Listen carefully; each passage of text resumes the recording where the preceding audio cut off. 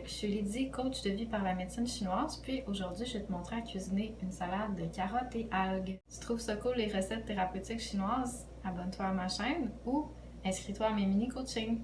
Je voulais vous montrer aujourd'hui à cuisiner les algues parce que c'est super thérapeutique de manger des algues.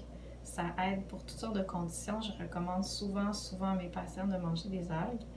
Mais on ne sait pas dans notre culture comment apprécier puis comment cuisiner les algues. Fait que je voulais vous montrer une toute petite recette qui est vraiment bonne. Puis si tu es curieux de savoir à quoi ça sert de manger des algues, on les utilise entre autres pour toutes les conditions qui sont associées à de l'humidité.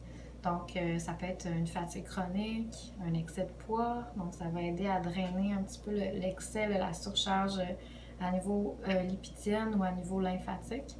Ça va être aussi bon pour des douleurs chroniques qui sont associées à l'humidité.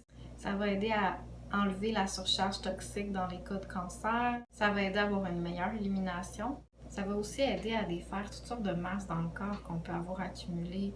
Donc, on peut penser aux lipomes, aux petits kystes synoviales. Donc, toutes sortes de masses ou d'accumulations qui sont dans le corps sous forme un peu solide. Les algues vont aider à drainer ça. Donc, allons-y! Algues qui sont bonnes à cuisiner. Moi, je préfère celle-là, qui est une algue du Canada, qui a été récoltée au Nouveau-Brunswick. Donc, on va l'utiliser, mais je vais peut-être pas en avoir assez, donc je vais aussi peut-être utiliser une des deux autres algues. Donc, si vous ne trouvez pas celle-là, vous pouvez utiliser simplement des algues à sushi, que vous découpez en petites lanières. Ou vous pouvez utiliser d'autres genres d'algues, comme ça j'ai trouvé ça à l'épicerie.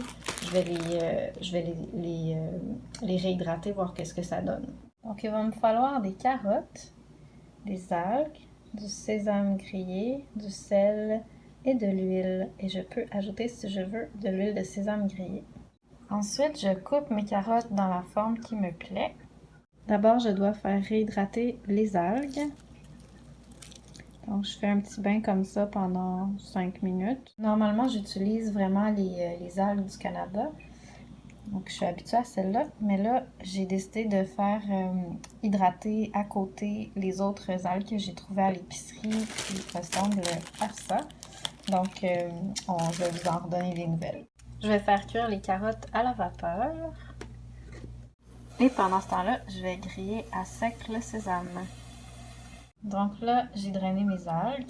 Les sésames sont grillés et les carottes sont cuites, donc il me reste juste à tout mixer.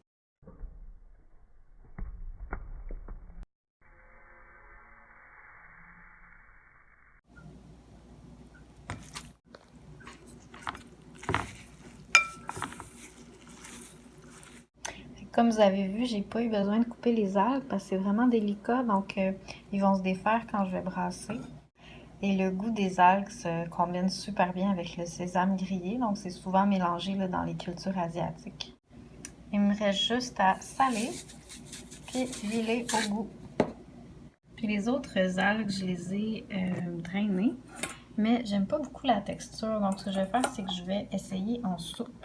Donc je vous en reparle pour une autre vidéo. J'adore cette recette-là.